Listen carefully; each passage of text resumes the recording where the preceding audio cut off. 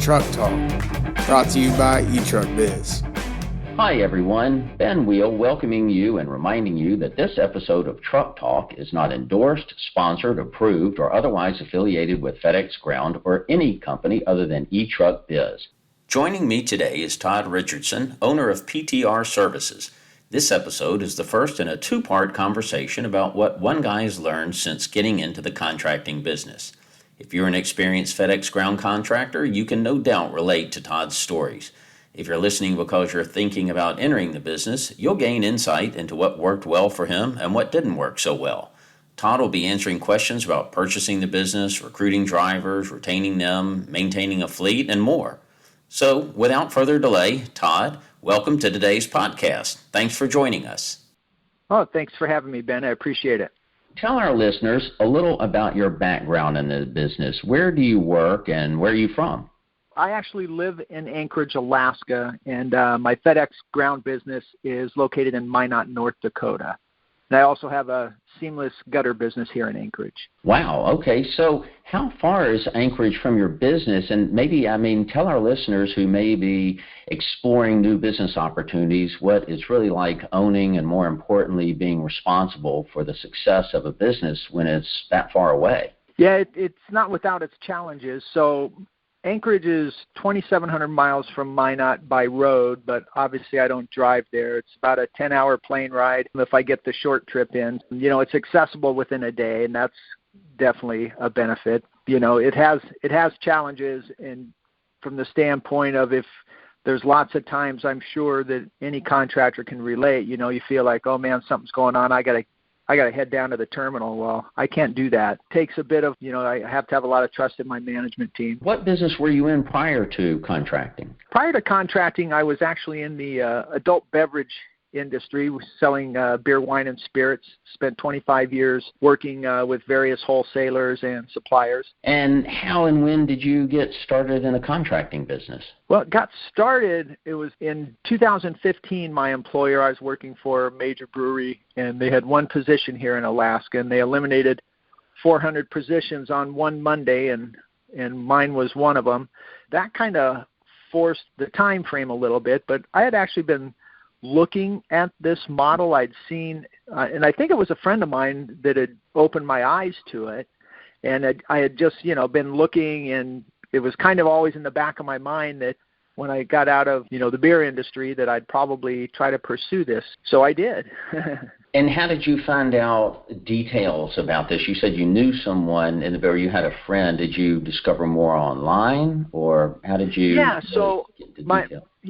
My friend had mentioned it, and so I started looking around, and it's not easy. I can say that, and probably anyone who's listening knows too, that unless you actually know somebody who's doing it, it's hard to find any kind of details. I had gone on to a couple of business for sale websites and looked around and found a website that had one of the route websites that had quite a few FedEx businesses for sale on there, and then just through contacting them, the brokers and stuff, and speaking with them, learned some stuff about it. But I can tell you what I learned from a broker wasn't any of the nuts and bolts about the business. It was how to read the settlement sheet, and that was it. They didn't really have any insight into the business model, no kind of details, which I wish I had some of that stuff, just so from a planning perspective and analyzing entry into the business perspective. So I thought I was a lot smarter than I am. So it really didn't raise any red flags. But in retrospect,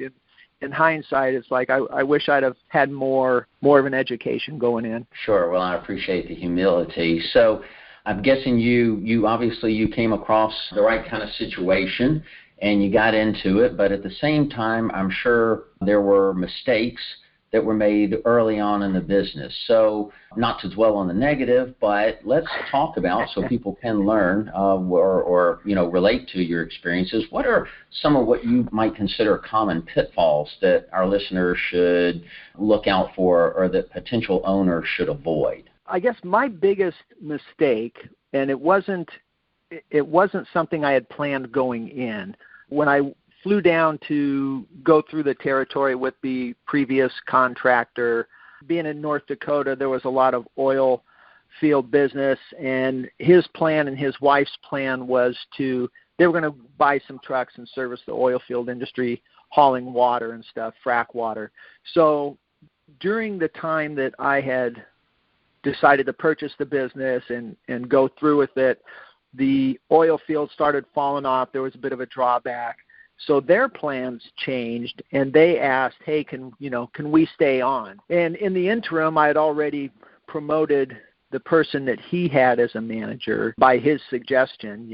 I promoted him to manager, and I said, okay, well, he's going to remain my manager, and he was fine with that because I think in their minds they were going to be short-term working for me, but that was a disaster.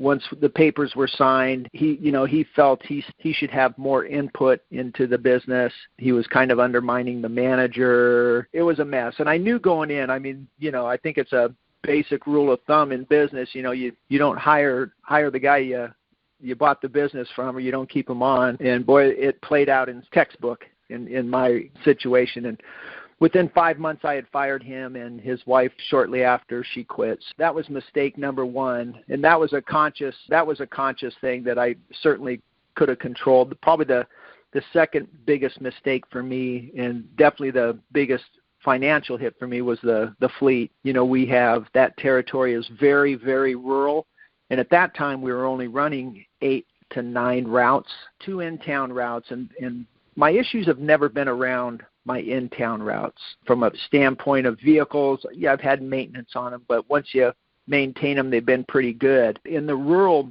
areas, it's daunting. I couldn't keep trucks on the road. Half my fleet was rentals while the other half is still in the shop. What we kind of came with out of that, and when I finally stopped the bleeding, is when I just realized that I can't keep throwing good money after bad on these vehicles. The hardest decisions that you have to make is you have money invested in this fleet. You have a vehicle that's paid off.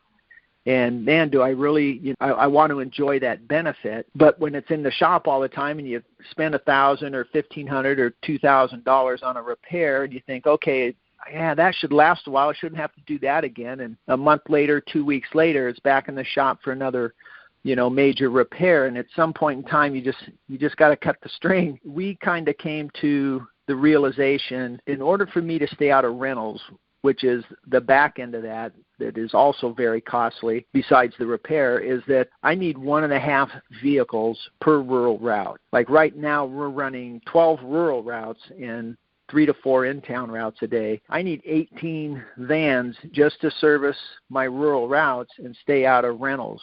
I spent over $100,000 in rentals a few years ago. There goes my profit. That's right off the bottom line. There's no way to recoup that.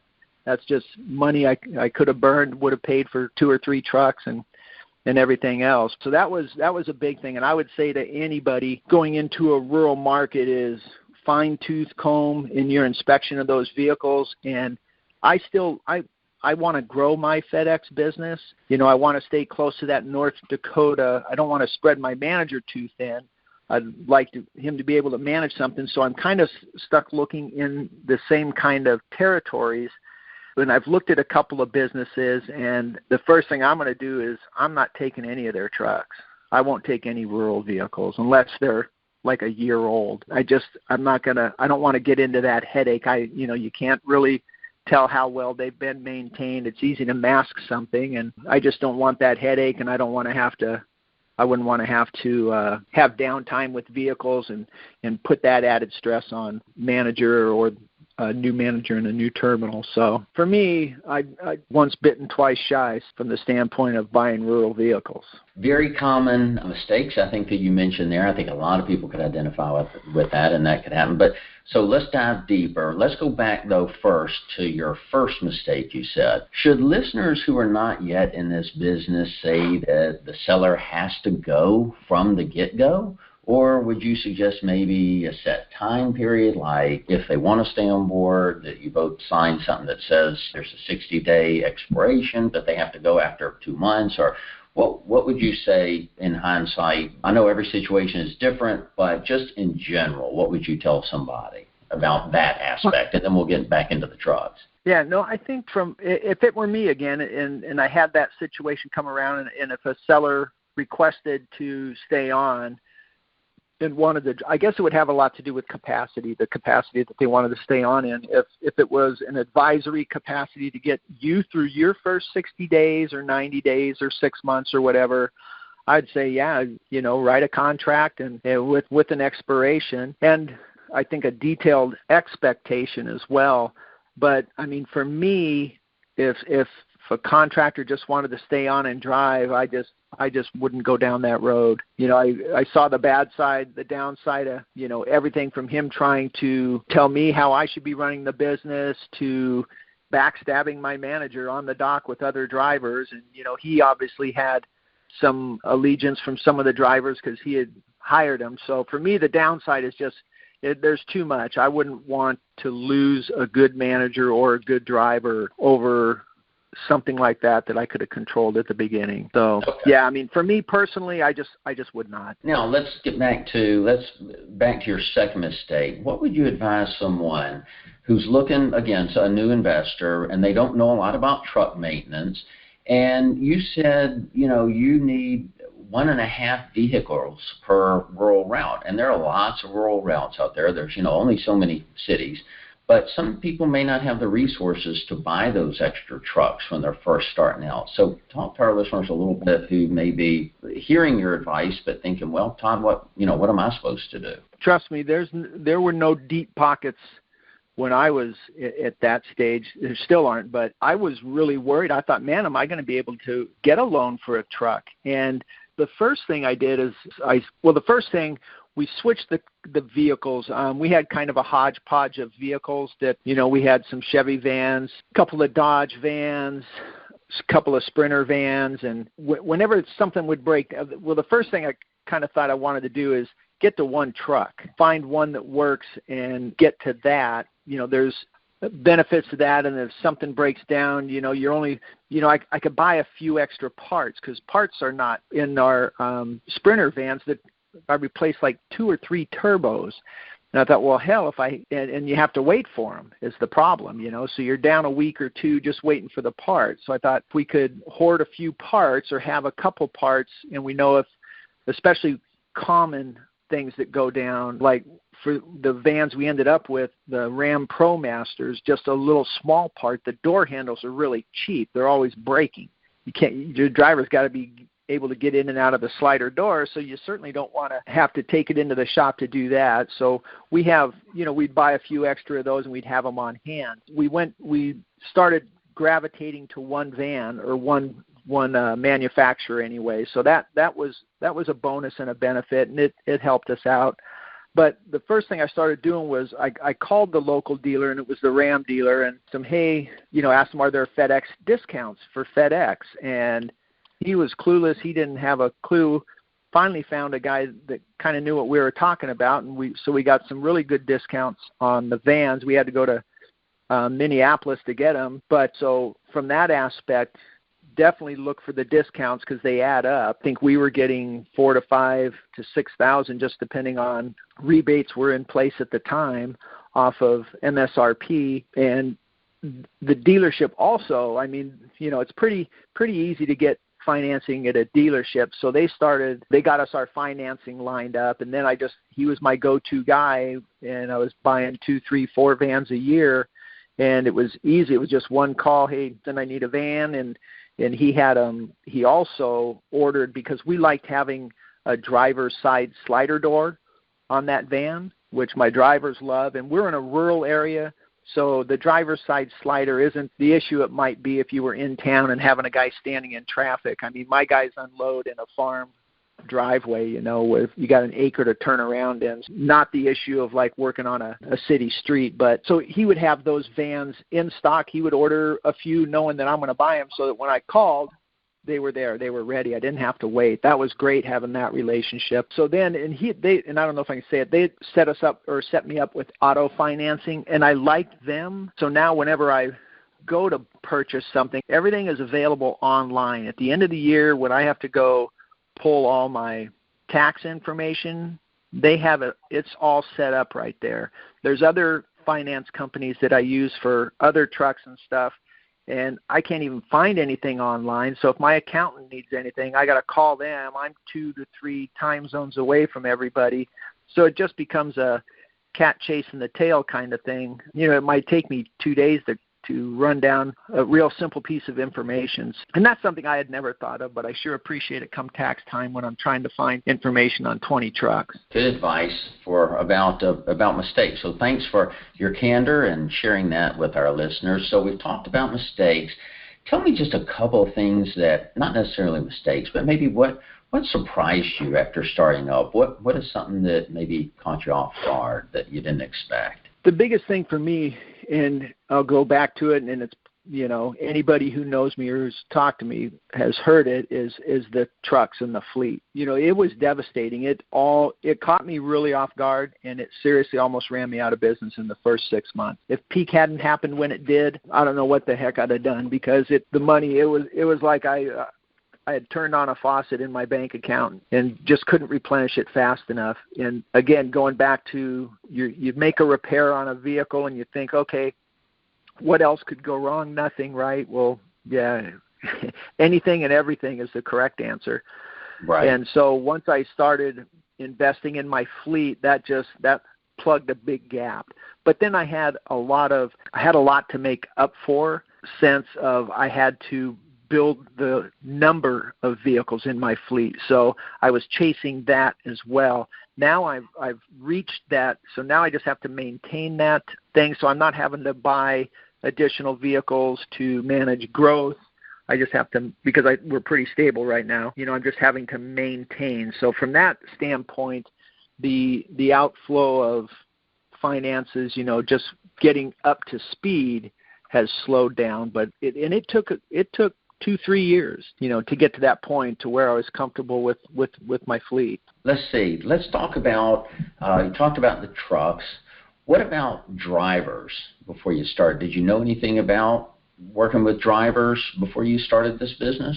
Not necessarily working with them. When I was in the beverage industry, and in sales, we worked side by side with drivers, but that wasn't the same thing. And when I actually started in the beverage industry, I was a driver. I can tell you one thing: drivers appreciate a good truck, because when I started delivering with Coca-Cola, we had some real rough trucks on the road. No power steering, and whenever you got in one of those trucks, your day just got off to a bad start. You were in a bad mood already. So I know drivers appreciate a good vehicle. But as far as like the relationship with them from a management standpoint, I never had to manage drivers or anything like that. But, it's just like anything else. If they know what's expected of them, if they have good equipment, and you certainly have to be responsive to their input on the vehicle. So when they're doing their pre and post trip inspections, you can't brush off that they need a windshield wiper or that the turn signal's out, because they see that. And if they're putting that same thing, that same comment on their pre and post trip inspections on it, and they see it for 2 or 3 days, it's like, well, you don't care about this truck, or you don't care about me. So you have to be responsive to it and get those kind of things fixed really quick, because those are real little things that, that's a driver's home for 8 to 10 hours a day. You want them to treat it like it's their property, and you need to treat it like it's your property at the same time. That makes sense. Well, talk to me about recruiting, because a lot of contractors we talk to, one of their issues with drivers is recruiting. So what's been your experience with recruiting drivers where you are in North Dakota? When I first got into the business, it was always just kind of word of mouth, and we only had, like I said, 8 routes, and we had quite a bit of turnover. But my manager at the time, he always seemed to come up with a candidate. Once we couldn't keep up with the outflow of drivers, it really opened our eyes. And I'd always advertised on Craigslist and on the North Dakota State website, job service website, but didn't get a whole lot of feedback from them. And the previous owner, he had alluded to it, that he goes, you got to be careful, because a lot of people, when the oil field was doing really well, people would come in, have driving experience, you'd hire them, and you were just a stop-off point until they got a job out driving in the oil field. Once we realized we needed to start or couldn't keep up with the outflow of drivers, that's when we really ran into a problem because we were advertising. We were advertising on Facebook. There's a local website called BizMan Online, and that's through all of North Dakota. The North Dakota Job Service website. We advertise at the military. We have word of mouth. We have incentive for our drivers if they bring someone into the company. And for a while there, all of that going on, and you guys were doing recruiting for us as well. And I mean, it was just really, really dry. Then it just kind of, and Facebook as well. And Facebook was probably my most successful in the beginning, but now it's slowed down. I don't get a whole lot off of Facebook. But, we have enough coming in every week, probably, 5 to 6 applications a week. That's certainly enough to, not off of Facebook, but in aggregate. That's enough to keep our system full, keep us not worried about having, what are we going to do if somebody quits? So, but yeah, it's definitely a 24/7 job. I mean, you have to always be recruiting. You can't not accept an application. How is it going now? How do you find recruiting going now? We have about 5 or 6 through all those avenues that come in, and they tend to come in spurts. I mean, one day you'll look and I won't get anything, and then all of a sudden I look on BizMan or something and I've got 4 people spawning or asking for applications. And one thing we did, and I like it, is that in all our advertising now, I created a website, or I didn't create it, I had someone else create it obviously, but a website for PTR services. And all of our advertising that we do direct them to our website to fill out an application. And that's the only reason I created that website, was just to corral all our applications into one place. Because otherwise, having to go to BizMan, having to go to Craigslist, having to go to Facebook to check on everything to see if there's any applications, that creates time and a hassle, and it's 3 different things you got to do 2-3 days a week, and instead of just one and then getting notified by it. And I think it adds a little credibility to your company too, to have a website. Absolutely. It's a great suggestion. We've seen others do that with success, and I applaud you for doing that as well. This concludes the first episode of my interview with Todd Richardson, and we appreciate you, our listeners. Please join us for the second episode that'll be published soon wherever you listen to podcasts.